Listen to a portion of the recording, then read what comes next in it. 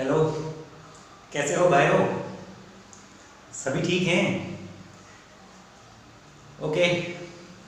तो last class में हमने बात की थी एप्लीकेशंस ऑफ गॉसियन थ्योरम की, और अब हम नेक्स्ट एक और इंटरेस्टिंग टॉपिक पढ़ने जा रहे हैं। तो आप सीट बेल्ट बांध के तैयार रहें, क्योंकि जो नेक्स्ट टॉपिक है वो बहुत ही मजेदार है। चलिए, कहानी है force and pressure at the surface of A charged conductor. एक डायग्राम से समझ लेते हैं कहना क्या चाह रहे हैं। एक ऐसा कंडक्टर है, ये इसके सरफेस पे मैंने चार्ज दे रखा है इस तरीके से। तो आप ये समझें कि ये जो चार्ज है, इस चार्ज पे इस चार्ज की वजह से फोर्स लगेगा इधर, इस चार्ज की वजह से फोर्स लगेगा इधर, मतलब इस चार्ज पे बाकी सभी चार्जेस की वजह से फोर्स लगेगा। कहने का मतलब ये है सरफेस के ऊपर कोई भी जो चार्ज होगा उस पे बहुत सारे फोर्सेस लगेंगे, और बहुत सारे फोर्सेस लगेंगे तो इन सब की वजह से रिजल्टेंट नॉर्मल आउटवर्ड डायरेक्शन में, रिजल्टेंट नॉर्मली आउटसाइड इस पूरे कंडक्टर के ऊपर फोर्स प्रोड्यूस होगा। तो चार्ज कर देने से पूरे कंडक्टर के ऊपर कितना बाहर की तरफ फोर्स लग रहा है वो कैलकुलेट करने अब हम जा रहे हैं। ओके, तो पहले तो मैं एक डायग्राम बना रहा हूं, एक्सप्लेन कर रहा हूं। ये है वो डायग्राम, ये है वो सरफेस जिस पे लगने वाला फोर्स हमें कैलकुलेट करना है। मैं इस कंडक्टर को 3 हिस्सों में डिवाइड कर रहा हूं, A, B, C. Now what we have done so far? I have divided the given conductor, given surface in 3 parts. A, B, C. Okay? A, B वाले पार्ट को, ओके, इसको चार्ज दे रखा है हमने, ये पॉजिटिव पॉजिटिव मैंने charge show किया है। ऐसे ही इधर भी चार्ज होगा ही इसके ऊपर, ये चार्ज मैंने इसको दे रखा है, पूरे सरफेस पे चार्ज मैंने दिया है पॉजिटिव चार्ज। ओके, अब ये जो पार्ट ए बी है, इस पार्ट ए बी को बहुत पतली सी एक लेयर में मान रहा हूं, पूरे कंडक्टर के अंदर इसको बहुत पतली लेयर मान रहा हूं, बहुत थिक सी लेयर मान रहा हूं। इतनी थिक है ये, इतनी थिन है ये कि मैं इसको एक शीट मान सकता हूं। बहुत पतली सी थिन लेयर मैंने मान ली और मैंने इसको एक शीट कंसीडर कर लिया। तो ये एक शीट के जैसा है। कहने का मतलब ये है, अगर मैं ए बी वाले हिस्से को निकाल दूं तो ए बी वाला हिस्सा, निकला हुआ हिस्सा जो है, बहुत पतला सा हिस्सा, छोटा सा हिस्सा, ये एक, कहने का मतलब ये है कि अगर मैं ए बी वाले हिस्से को इसमें से निकाल देता हूं तो ये ए बी वाला जो हिस्सा है ये एक शीट के जैसा बिहेव करेगा। अब शीट की कहानी हमें पता है, electric field due to the charge sheet हम बात कर चुके हैं कि कोई चार्ज शीट है तो इसके चारों तरफ इलेक्ट्रिक फील्ड बनता है। इसके बाहर बनने वाले इलेक्ट्रिक फील्ड का फॉर्मूला आया था सिग्मा अपॉन 2 एप्सिलॉन नॉट। तो इस ए बी शीट के द्वारा यहां इस जगह पर बनने वाला इलेक्ट्रिक फील्ड कितना आएगा, वही तो अभी बताया, इसकी surface charge density sigma upon में 2 एप्सिलॉन नॉट। नो डाउट इस शीट के द्वारा पॉजिटिव है तो away from the positive electric field बन रहा है। कितना बन रहा है? Sigma upon 2 epsilon not. किसकी वजह से? खाली शीट की वजह से। बाकी पूरे कंडक्टर ए सी बी को भूल जाओ, खाली शीट की वजह से electric field sigma upon 2 epsilon not. और अगर पूरा का पूरा कंडक्टर नहीं होता तो इस शीट की वजह से इतना ही इलेक्ट्रिक फील्ड इस डायरेक्शन में भी बनता, सिग्मा अपॉन 2 एप्सिलॉन नॉट। इस शीट की वजह से electric field sigma upon 2 epsilon naught away from the positive charge. इस शीट की वजह से इतना ही electric field sigma upon 2 epsilon naught इस डायरेक्शन में भी बनता, away from the positive charge. लेकिन अब हम जानते हैं कि दिए गए किसी भी कंडक्टर के अंदर electric field inside the conductor जो होता है वो हमेशा होता है जीरो। अब मतलब इसके अंदर इलेक्ट्रिक फील्ड जीरो होना चाहिए। अब वो जीरो इलेक्ट्रिक फील्ड कैसे बन सकता है? इसके द्वारा electric field sigma upon 2 epsilon not इधर, अब बचे हुए कंडक्टर ए सी बी के द्वारा भी इतना ही इलेक्ट्रिक फील्ड, लेकिन इसके अपोजिट डायरेक्शन में बनना चाहिए, तभी जाके नेट इलेक्ट्रिक फील्ड इसके अंदर 0 हो सकता है। तो ये मैंने शो कर दिया, कंडक्टर के अंदर नेट इलेक्ट्रिक फील्ड इस जगह पे सिग्मा अपॉन 2 एप्सिलॉन नॉट इस डायरेक्शन में। तो ठीक है, शीट के द्वारा electric field sigma upon 2 epsilon not इधर, ओके। बचे हुए पूरे कंडक्टर के द्वारा electric field sigma upon 2 epsilon not इधर अगर होगा तो दोनों इलेक्ट्रिक फील्ड कैंसिल हो जाएंगे और नेट इलेक्ट्रिक फील्ड कंडक्टर के अंदर कितना आ जाएगा, 0। अब मैं सेपरेट डायग्राम बना रहा हूं, चलो मैं सेपरेट डायग्राम बना के बात कर रहा हूं। ये लीजिए, अब मैं ए बी वाले हिस्से को हटा देता हूं, वो जो शीट वाला पोर्शन है वो मैंने हटा दिया अभी। ये एसीबी वाला पोर्शन लिया है, बचा हुआ कंडक्टर, ये चार्ज है, तो ठीक है, एसीबी वाला पोर्शन लिया है, चार्ज है। इलेक्ट्रिक फील्ड कितना बना रहा है, इलेक्ट्रिक फील्ड सिग्मा, खाली कंडक्टर की वजह से। अब शीट को तो भूल ही जाओ, कंडक्टर जो है वो इलेक्ट्रिक फील्ड कितना बना रहा है, इस जगह पर उसने इलेक्ट्रिक फील्ड बनाया है सिग्मा अपॉन 2 एप्सिलॉन नॉट। तो इलेक्ट्रिक फील्ड बनाया है सिग्मा अपॉन 2 एप्सिलॉन नॉट, कहां, जहां से मैंने शीट हटाई है उस जगह पे बचे हुए कंडक्टर के द्वारा एसीबी के द्वारा बनाया गया इलेक्ट्रिक फील्ड होगा सिग्मा अपॉन 2 एप्सिलॉन नॉट। अब कहानी वेल एंड क्लियर है। अब ध्यान दें, क्योंकि यहां पे शीट है और उस शीट पे क्या है, चार्ज है, तो हमने एक कहानी पढ़ी है कि अगर इलेक्ट्रिक फील्ड है और इस इलेक्ट्रिक फील्ड के अंदर चार्ज रखा है तो उस चार्ज पे फोर्स लगता है, किस डायरेक्शन में लगता है, जिधर इलेक्ट्रिक फील्ड है। पॉजिटिव चार्ज पे लगने वाला जो फोर्स होगा वो इलेक्ट्रिक फील्ड की डायरेक्शन में होगा। तो अब मैं स्टेप लिख रहा हूं, फोर्स पहले तो बता दो, सो द इलेक्ट्रिक फील्ड, कौन सा electric field, so the electric field due to the conductor ACB, due to conductor ACB at the site of, site मतलब जगह, at the vacant site of, at the site लिख दो, ये कोई problem नहीं है, at the site of AB, at the site of site, at the site of sheet AB कितना है इलेक्ट्रिक फील्ड, देख लो सिग्मा अपॉन 2 एप्सिलॉन नॉट है। मैंने क्या कहा, बचे हुए कंडक्टर के द्वारा जहां पे शीट AB हुआ करती थी उस जगह पर कितना इलेक्ट्रिक फील्ड बन रहा है, सिग्मा अपॉन 2 एप्सिलॉन नॉट। कैसे आया वो यहां पे यहां से आपने देख लिया, ओके। अब मजा आने वाला है, फोर्स का फॉर्मूला लगा दो, so the force at sheet, so the force at the sheet, force is equal to होगा, छोटा फोर्स होगा, छोटा फोर्स क्यों होगा, क्योंकि ये शीट भी बहुत छोटी सी दी है, तो छोटा force dF is equal to होगा छोटू चार्ज Q dQ इनटू बनने वाला इलेक्ट्रिक फील्ड, और बनने वाला इलेक्ट्रिक फील्ड कितना है, सिग्मा अपॉन 2 एप्सिलॉन नॉट। किसी चार्ज पे लगने वाला फोर्स इज इक्वल टू होता है Q इनटू E, मतलब उस जगह पे चार्ज, मान लो इस शीट पे चार्ज dQ हुआ करता था, इनटू उस जगह पे इलेक्ट्रिक फील्ड कितना है, electric field sigma upon 2 epsilon not. अब dQ की वैल्यू कैसे निकालेंगे, मान लो कि ये जो कंडक्टर था या जो ये शीट थी उस पे सरफेस चार्ज डेंसिटी जो है वो सिग्मा है, सरफेस चार्ज डेंसिटी सिग्मा मान लेंगे, तो मान लेते हैं let the surface charge density is sigma, surface charge density जो है वो कितनी है, सिग्मा। तो सरफेस चार्ज डेंसिटी का फॉर्मूला होता है टोटल चार्ज अपॉन में टोटल एरिया, या फिर छोटा चार्ज dQ, इतने हिस्से में चार्ज dQ अपॉन में इस हिस्से का सरफेस एरिया ds, तो इस हिस्से पे चार्ज dQ, क्योंकि हमें कौन सा चार्ज चाहिए था, इस शीट के ऊपर चार्ज, तो इस शीट के ऊपर चार्ज dQ की वैल्यू आ रही है सिग्मा इनटू ds। ये इक्वेशन 1 थी, ये इक्वेशन 2 है। Now put the value of dQ, now put the value of dQ in equation 1, so what I have obtained so far, इस शीट पे लगने वाला small force dF is equal to हो जाएगा dQ की value sigma ds, sigma ds dQ की value put कर दिया into sigma upon 2 epsilon not. ये हो गया dF is equal to sigma into sigma square upon में 2 एप्सिलॉन नॉट ds।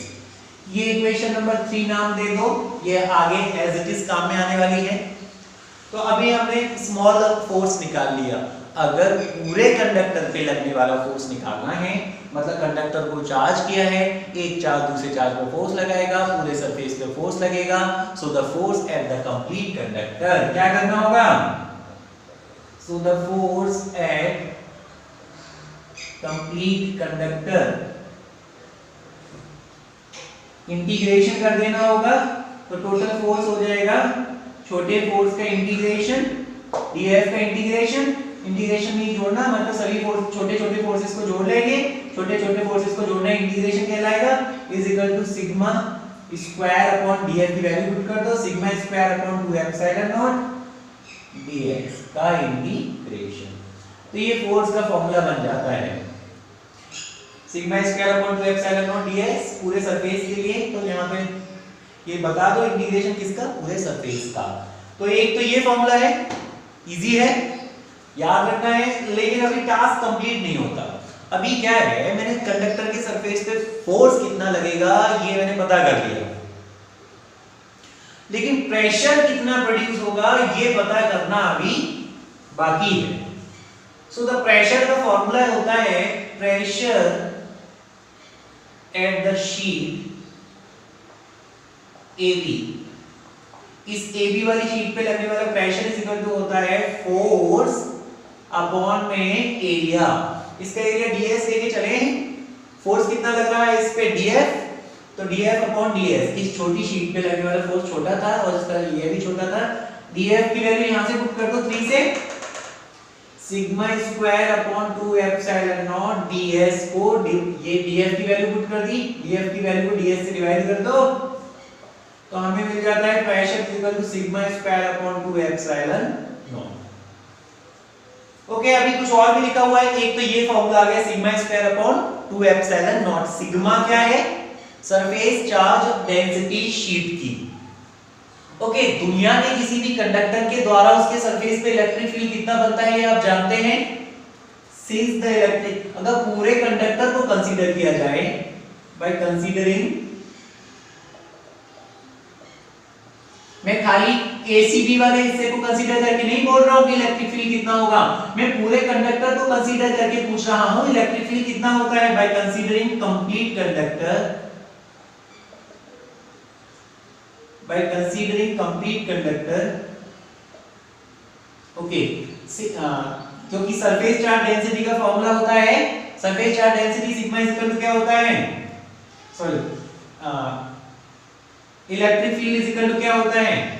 मैं पूरे कंडक्टर को कंसीडर करके बात कर रहा हूं, इलेक्ट्रिक फील्ड का फॉर्मूला दुनिया के किसी भी कंडक्टर के सरफेस पे लास्ट क्लासेस में पढ़ चुके हैं, नहीं पढ़ा नहीं यार तो कोई बात नहीं, सुन लो। दुनिया का कोई भी कैसा भी कंडक्टर हो उसके सरफेस पे बनने वाला इलेक्ट्रिक फील्ड होता है सिग्मा अपॉन एप्सिलॉन नॉट। यहां से सिग्मा इज इक्वल टू आ जाता है एप्सिलॉन नॉट इनटू ई। इक्वेशन नंबर व्हाटएवर 4 या 5 जो भी है। अच्छा, you may get confuse, confusion आपको हो सकता है, कंफ्यूजन आपको ऐसा हो सकता है कि साहब अभी अभी तो हमने बात ऐसी की कि इलेक्ट्रिक फील्ड इतना होगा और अभी आप बोल रहे हैं इलेक्ट्रिक फील्ड इतना होगा, actually tell us electric field कितना होगा। हो सकता है कंफ्यूजन, तो मैं आपको बता दूं, सिखा दूं और समझा दूं कि ये जो इलेक्ट्रिक फील्ड है ये इस केवल ACB कंडक्टर की वजह से था जिसमें से मैंने शीट को हटा रखा था। तब इलेक्ट्रिक फील्ड कितना था, सिग्मा अपॉन 2 एप्सिलॉन नॉट। और यहाँ पे जो इलेक्ट्रिक फील्ड कंसीडर किया है मैंने, ये पूरे कंडक्टर की वजह से, पूरे कंडक्टर को एक साथ लेने की वजह से सरफेस पे कितना इलेक्ट्रिक फील्ड उसके बन सकता है, ये वो है। ओके, तो ये सिग्मा इज इक्वल टू आ रहा है एप्सिलॉन नॉट इनटू ई। अब न्यूमेरिक वैल्यू, पहले मैं वैल्यू पुट कर देता हूं सिग्मा की वैल्यू पुट कर देने से क्या आ जाएगा, तो मेरे को मिलेगा P is equal to sigma square मतलब एप्सिलॉन नॉट ई का स्क्वायर, एप्सिलॉन नॉट ई का स्क्वायर कितना होता है आजकल, यही होता है। सिग्मा स्क्वायर को 2 एप्सिलॉन नॉट से डिवाइड कर दो, कर दिया, एप्सिलॉन नॉट से एप्सिलॉन नॉट को उड़ा दो, P इज इक्वल टू आ जाता है 1/2 बचा, एप्सिलॉन नॉट बचा, ई स्क्वायर बचा। देखिए अब जब भी न्यूमेरिकल अब अगर कभी आता है इस टॉपिक पे, तो अब आपको ई कैसे कैलकुलेट करना होगा, सिग्मा अपॉन एप्सिलॉन नॉट से, क्योंकि यहाँ पे ई का फॉर्मूला हमने sigma upon epsilon not use किया है। क्लियर है? तो इलेक्ट्रिक फील्ड का फॉर्मूला आपको ये वाला sigma upon epsilon not use करना होगा। तो ये था डेरिवेशन, सिंपल सा डेरिवेशन है। आई होप, आशा करता हूँ समझ में आ गया होगा। अभी आप सीट बेल्ट थोड़ा सा लूज कर सकते हैं। इजी सा डेरिवेशन था, मजा आया, तेज चले हैं हम इसमें। ओके, तो जो नेक्स्ट इंटरेस्टिंग टॉपिक है अपना वो है energy per unit volume in an electric field, या फिर इसी को बोलते हैं energy density. Energy per unit volume को ही, एक यूनिट वॉल्यूम में कितनी एनर्जी होती है उसी को एनर्जी डेंसिटी या फिर एनर्जी पर यूनिट वॉल्यूम बोला जाता है। तो जो डेरिवेशन करना है, फाइनली जो रिजल्ट हमें लेके आना है एनर्जी पर यूनिट वॉल्यूम या फिर एनर्जी डेंसिटी का, वो है sigma square upon 2 epsilon not या फिर half epsilon naught E square. ये डेरिवेशन हमें लेके आना है। पहले कहानी को समझ लेते हैं थोड़ा। कहानी क्या है, वो ऐसे कहना चाह रहा है कि एक जगह पर इलेक्ट्रिक फील्ड है, मान लो ये कोई कंडक्टर है, चार्ज कंडक्टर है, ये इसका इलेक्ट्रिक फील्ड है। इस सरफेस के नॉर्मल सभी डायरेक्शंस में इसकी इलेक्ट्रिक फील्ड लाइंस आपको दिखेंगी। इमेजिनरी लाइंस मतलब बना सकते हैं आप, सोच सकते हैं। अब इलेक्ट्रिक फील्ड लाइंस जहां भी होती हैं उनके पास एनर्जी होती है। इलेक्ट्रिक फील्ड लाइन से इलेक्ट्रिक फील्ड जिस जगह पर भी है वहां एनर्जी है। मतलब इस स्पेस में इस कंडक्टर से लेके इनफाइनाइट तक, इस कंडक्टर से लेके इनफाइनाइट तक यहां तक भी इलेक्ट्रिक फील्ड लाइंस हैं, उस जगह में एनर्जी होगी। तो वो तो हो गई टोटल एनर्जी। उसी टोटल एनर्जी को कंडक्टर के टोटल वॉल्यूम से डिवाइड कर दो। मतलब मान लो ये लो, ये लाइंस यहां तक जा रही हैं, तो यहां तक जो एनर्जी है इन इलेक्ट्रिक फील्ड लाइंस की, जो एनर्जी मान लो इन इलेक्ट्रिक फील्ड लाइंस के पास 100 जूल एनर्जी है, और ये जो एरिया है, ये वाला एरिया जिसमें इलेक्ट्रिक फील्ड लाइंस हैं, इसका एरिया है मान लो 10, तो एनर्जी डेंसिटी आ जाएगी सिंपली 100। तो टोटल एनर्जी इतने हिस्से में, ये जो शेडेड सा रीजन दिख रहा है उसके अंदर एनर्जी अपॉन में इस शेडेड एरिया का, शेडेड सरफेस का area equal to energy density. ये थोड़ा सा मैंने आपको, देखिए समझते हैं इसको एक डायग्राम की हेल्प से। इंटरेस्टिंग डेरिवेशन है। मान लो मेरे पास एक कंडक्टर है, स्फेरिकल कंडक्टर, इसके ऊपर चार्ज है, जो भी चार्ज हो। अब उस चार्ज की वजह से इलेक्ट्रिक फील्ड लाइंस इसकी बनेगी और इनफाइनाइट तक, पॉजिटिव चार्ज मैंने मान लिया है, इलेक्ट्रिक फील्ड लाइंस इससे बनके इनफाइनाइट तक जाएंगी। अब मैंने क्या किया, इसको थोड़ा सा चार्ज और दे दिया, मैंने dq चार्ज और दे दिया। थोड़ा सा चार्ज देने की वजह से क्या होगा, चार्ज देने की वजह से इस कंडक्टर के सरफेस पे फोर्स जनरेट होगा, अपने अंदर ही चार्ज की वजह से फोर्स जनरेट होगा। फोर्स की वजह से प्रेशर लगेगा और प्रेशर की वजह से ये एक्सपेंड हो जाएगा, बढ़ जाएगा, और बढ़ के मान लो ये यहां पहुंच गया, यहां पहुंच गया। अब जो इलेक्ट्रिक फील्ड लाइंस हैं आपको यहां से दिखेंगी, यहां से इनफाइनाइट तक दिखेंगी। इलेक्ट्रिक फील्ड लाइंस यहां से इनफाइनाइट तक आपको दिखेंगी। तो हमने क्या देखा, हमने ये देखा कि इलेक्ट्रिक फील्ड लाइंस जो पहले इतनी हुआ करती थी अब वो इतनी सी रह गई। मतलब इलेक्ट्रिक फील्ड लाइंस डिक्रीज हो रही है। कितने हिस्से की इलेक्ट्रिक फील्ड लाइंस डिक्रीज हो रही है, सब पहले इतनी हुआ करती थी अब इतनी रह गई है। तो इतने हिस्से में इस वॉल्यूम में जो इलेक्ट्रिक फील्ड लाइंस आया करती थी अब वो नहीं दिख रही है, अब नहीं रहेंगी। नए कंडक्टर के अंदर वो इलेक्ट्रिक फील्ड लाइंस अब नहीं दिखेंगी आपको। और मैं आपको बता दूं, जो इलेक्ट्रिक फील्ड लाइंस होती हैं वो एनर्जी को रिप्रेजेंट करती हैं। ज्यादा इलेक्ट्रिक फील्ड लाइंस मतलब ज्यादा एनर्जी, कम इलेक्ट्रिक फील्ड लाइंस मतलब कम एनर्जी। जैसे ये कंडक्टर है, इससे इलेक्ट्रिक फील्ड लाइंस यहां से स्टार्ट होकर इनफाइनाइट तक जा रही है, तो मतलब इस पूरे हिस्से में, ये जो पूरा हिस्सा है इस पूरे हिस्से में एनर्जी होगी। मतलब इलेक्ट्रिक फील्ड लाइंस एनर्जी को रिप्रेजेंट करती है।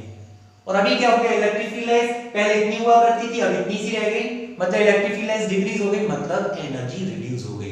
कहां गई वो एनर्जी, कहां जाती है वो एनर्जी, उस उस एनर्जी, अच्छा अब ये सोचे इस कंडक्टर के साइज को बढ़ाने में हमें वर्क तो करना पड़ेगा, पहले इतना सा कंडक्टर था, अब हमने इसको बढ़ा के आर रेडियस का कंडक्टर बना दिया है, मतलब हमें वर्क करना पड़ा। हमने क्या किया है, इसकी रेडियस को dr अमाउंट से बढ़ा दिया है। पहले जो यहां तक हुआ करती थी, अब हमने उसको इतना कर दिया, मतलब dr अमाउंट बढ़ाया गया था, मतलब वर्क तो करना पड़ेगा इसको बढ़ाने में। तो जो एनर्जी, इलेक्ट्रिकल एनर्जी कम हो रही है वही वर्क कर रही है, इलेक्ट्रिकल एनर्जी कम होकर वर्क कर रही है। तो मैं स्टेटमेंट लिख रहा हूं, द वर्क डन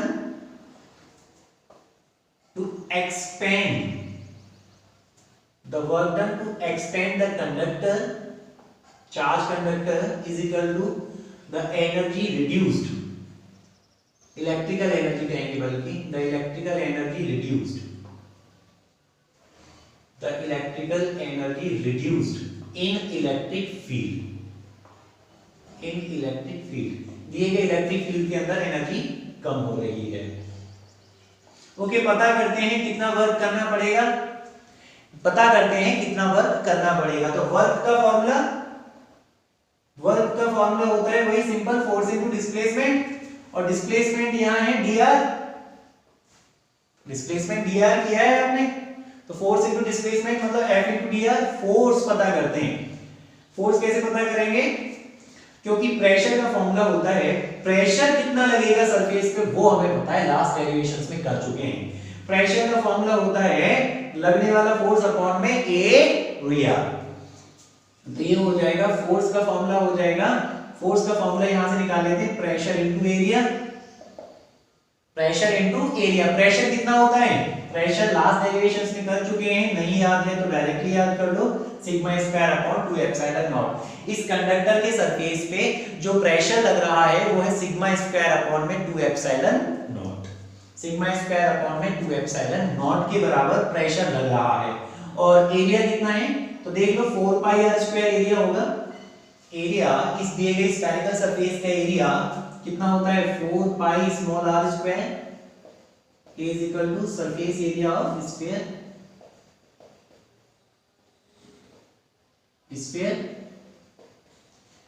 तो अब तक हमने क्या किया है, अब तक हमने फोर्स कैलकुलेट किया है, अब तक हमने फोर्स कैलकुलेट किया है कि इसको इसके साइज को बढ़ाने के लिए या डिक्रीज करने के लिए हमें कितना फोर्स इस पे लगाना पड़ेगा। ओके, फोर्स यहां पे कैलकुलेट कर लिया हमने। अब ये जो फोर्स की वैल्यू आई है इसको यहां पुट कर सकते हैं बाई चार्ट। हमने फोर्स कैलकुलेट किया कि कंडक्टर के साइज को बढ़ाने के लिए या फिर उल्टा कहें इसका कि डिक्रीज करने के लिए हमें कितना फोर्स लगाना पड़ेगा, सब इतना लगाना पड़ेगा। तो वर्क कितना करना पड़ेगा उसको एक्सपेंड करने के लिए या कंप्रेस करने के लिए या एक्सपेंड करने के लिए, वर्क जो करना पड़ेगा वर्क हो जाएगा, so the work done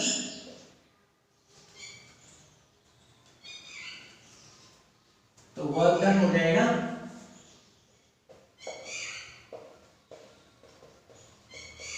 W is equal to force into displacement. Force कितना है, sigma square upon 2 epsilon naught, sigma square upon 2 epsilon naught 4 pi r square, ये तो फोर्स हो गया। अब इस फोर्स का मल्टीप्लाई dr से कर दो, dr से मल्टीप्लाई कर दो, तो ये वर्क आ गया, तो बल्कि dw आएगा क्योंकि डिस्प्लेसमेंट हमने छोटा कराया है, तो वर्क जो आएगा वो भी छोटा ही वर्क आएगा।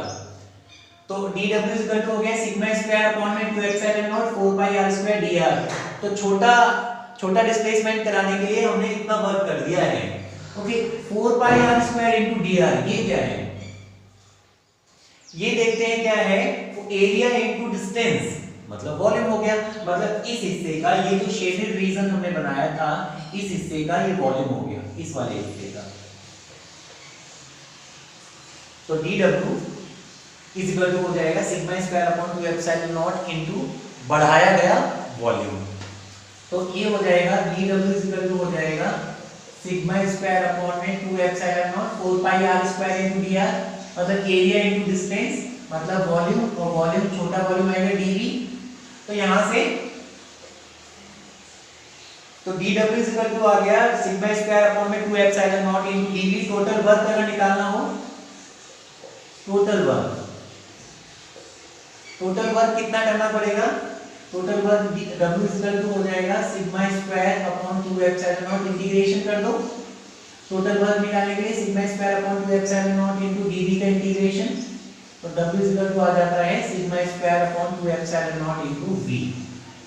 वॉल्यूम, कौन सा वॉल्यूम? जितना भी वॉल्यूम आपने बढ़ाया है, पहले कंडक्टर यहाँ था, अब आपने इतना पहुंचा दिया, तो ये वॉल्यूम बढ़ा हुआ वॉल्यूम है, टोटल वॉल्यूम। तो कुल work is equal to sigma square upon 2 epsilon naught into बढ़ाया गया वॉल्यूम, ये टोटल वर्क आ गया। ओके, तो अब ये जो वर्क है यही किसकी फॉर्म में स्टोर हो जाता है? एनर्जी की फॉर्म में। अगर एक्सपेंड हो रहा है तो एनर्जी कम हो जाएगी, और अगर कंप्रेस कर रहे हैं कंडक्टर को तो एनर्जी बढ़ जाएगी। तो work will store as energy, work will store as energy. तो एनर्जी इज इक्वल टू आ गया sigma square upon 2 epsilon naught into volume. वापस समझ लो, अगर कंडक्टर बढ़ रहा है तो एनर्जी कम होती है, लाइंस छोटी हो जाएगी, और अगर कंप्रेस कर रहे हैं तो एनर्जी बढ़ेगी, एक्स्ट्रा एनर्जी मिलेगी। तो वही हम बात कर रहे हैं, energy is equal to sigma square upon 2 epsilon naught into volume. तो एनर्जी और वॉल्यूम को इधर ले जाओ, इज इक्वल टू आ गया sigma square upon 2 epsilon naught. इसको कैसे रीड करेंगे? It is defined as the total energy per unit volume, total energy per unit volume, और total energy per unit volume ही कहलाता है energy density. Energy per unit volume ही कहलाता है एनर्जी डेंसिटी। तो हमारे पास आ रहा है energy density small u is equal to capital U total energy upon total volume, मतलब इसको बढ़ाने में टोटल कितनी एनर्जी थी, अपॉन में इस हिस्से का शेडेड रीजन का वॉल्यूम कितना था, total energy upon total volume is equal to sigma square upon में 2 एप्सिलॉन नॉट। इसे दूसरे फॉर्मूला में भी कन्वर्ट कर सकते हैं, वही सिग्मा की वैल्यू क्या होती है, एक तो फॉर्मूला यही हो जाता है। अगर एनर्जी डेंसिटी को डिफाइन करना हो तो कैसे डिफाइन करेंगे? It is defined as the total energy per unit volume.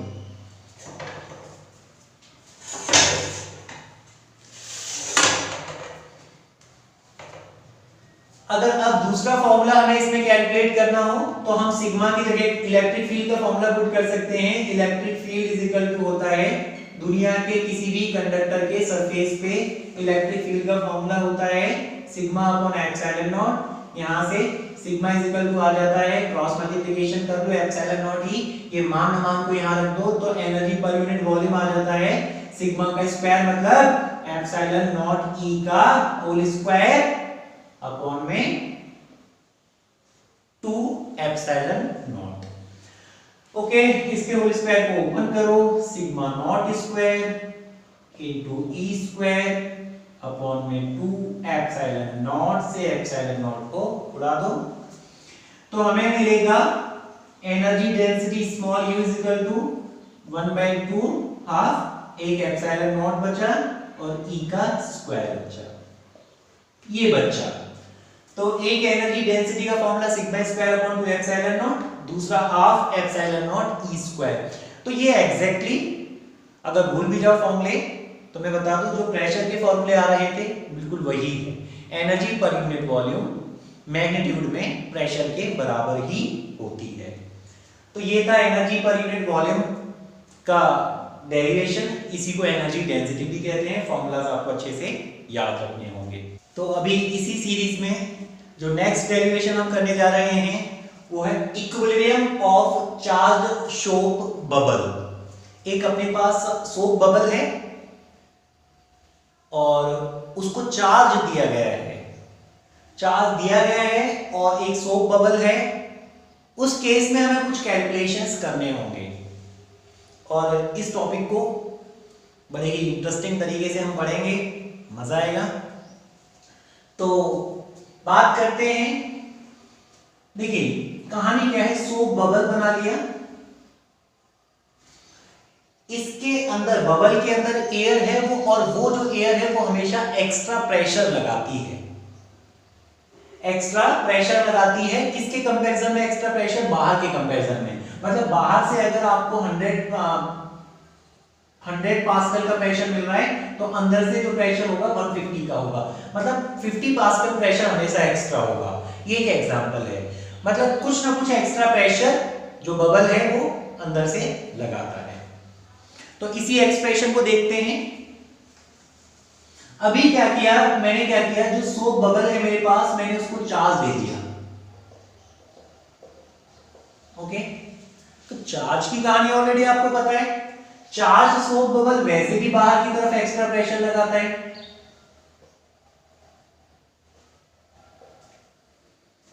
Clear? Charge bubble जो है बाहर की तरफ वैसे भी एक्स्ट्रा प्रेशर लगाता है। तो ये हो गया pressure due to the charge. और इसके अंदर जो एयर है वो भी एक्स्ट्रा प्रेशर लगाएगी। इसके अंदर जो एयर है वो भी एक्स्ट्रा प्रेशर लगाएगी। चार्ज, ये जो प्रेशर चार्ज लगा रहा है उसकी लाइंस को यहां से शो किया है, अंदर लाइंस होती नहीं है, यहां से शो किया है। ये एक्स्ट्रा प्रेशर चार्ज के द्वारा, एयर जो है उसके अंदर वो भी एक्स्ट्रा प्रेशर लगाएगी। एयर द्वारा लगाए गए एक्स्ट्रा प्रेशर को मैं शो कर रहा हूं पी एक्सिस से। एक्सिस मतलब एक्स्ट्रा। अब ये एक्स्ट्रा प्रेशर होगा कितना? टोटल मिला के जो एक्स्ट्रा प्रेशर होगा पी एक्सिस और पी चार्ज का, the total extra pressure, total extra pressure कितना हो जाएगा? P excess plus P charge. ये बराबर होना चाहिए pressure due to the surface tension. Pressure due to the surface tension, pressure due to the surface tension. यहां मैंने खाली टेंशन दे दिया है, अब मतलब लिख दिया है pressure due to the surface tension. अब 1 by 1 इन सबके फॉर्मूलास पुट करूंगा। Pressure due to the charge का फॉर्मूला क्या होता है? Sigma square upon 2 epsilon naught, यही है। और extra pressure due to the surface tension, pressure due to the surface tension जो होता है वो होता है 4 into surface tension T upon में रेडियस R। सरफेस टेंशन की वजह से, सरफेस टेंशन क्या होता है? जैसे कोई बैलून है, उस बैलून के सरफेस पे जो खिंचाव होता है उसी को सरफेस टेंशन कहते हैं। ऐसे ही बबल है, इस बबल के सरफेस पे भी खिंचाव रहेगा, उसी की वजह से जो प्रेशर इंड्यूस होगा उसी को बोलेंगे pressure due to the surface tension. और ये प्रेशर हमेशा क्या होता है? अंदर से बाहर की तरफ लगा होता है। तो अंदर से बाहर की तरफ लगने वाला टोटल प्रेशर ये, अब ये किस किस के बराबर हो रहा है? यहाँ पे ये इस बार अपने केस में 2 प्रेशर लग रहे हैं अंदर से। एक तो एयर जो बंद है वो लगा रही है एक्सिस प्रेशर, और चार्ज लगा रहा है। इसको एग्जांपल ऐसे समझ सकते हैं, मान लो ये सोप बबल है और सरफेस टेंशन की वजह से एक्स्ट्रा जो प्रेशर होना चाहिए अंदर से बाहर वो 100 होना चाहिए। अंदर से बाहर एक्स्ट्रा प्रेशर 100 होना चाहिए। तो मैंने चार्ज दे दिया है, कुछ प्रेशर तो चार्ज की वजह से होगा अंदर से बाहर की तरफ, मान लो 75, तो बचा कितना? 25। तो बचा हुआ 25 प्रेशर और एक्स्ट्रा प्रेशर होगा इसके अंदर से एयर की वजह से।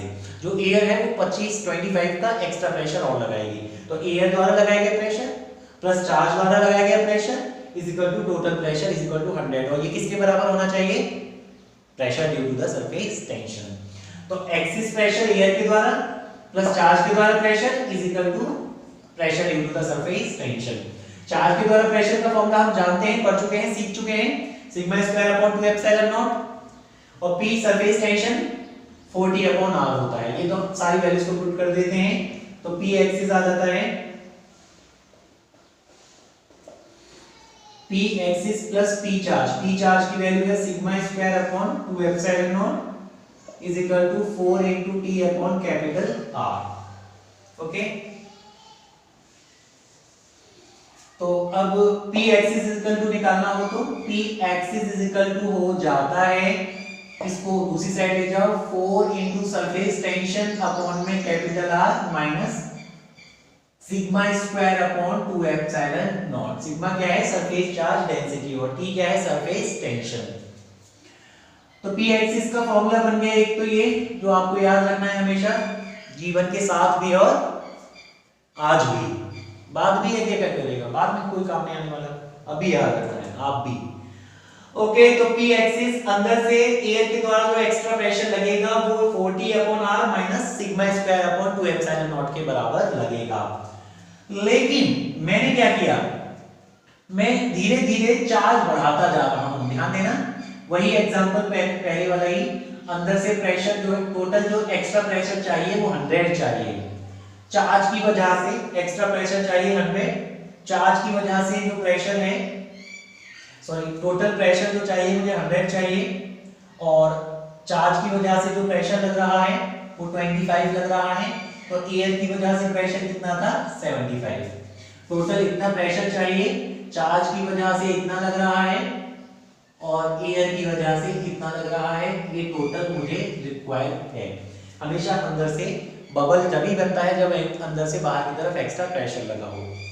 ओके, इतना मान लो 100 चाहिए, कोई ऐसा बबल है जिसको बनाने के लिए अंदर से बाहर की तरफ 100 पास्कल या 100 किसी भी यूनिट में एक्स्ट्रा प्रेशर चाहिए। अब वो चार्ज है तो हो सकता है 25 पास्कल चार्ज की वजह से प्रेशर लग रहा हो अंदर से बाहर, तो 75 पास्कल लगेगा अंदर जो भी एयर है उसकी वजह से। अब मैं चार्ज को बढ़ाता जा रहा हूं तो एक सिचुएशन ऐसी आएगी कि बढ़ाते बढ़ाते 25 के लिए मान लो मैंने 100 कर दिया, चार्ज इतना बढ़ा दिया कि अब चार्ज की वजह से जो प्रेशर है वो 100 है, तो एयर की वजह से प्रेशर कितना हो जाएगा 0। इसी सिचुएशन को बोलते हैं इक्विलिब्रियम की कंडीशंस। तो इन इक्विलिब्रियम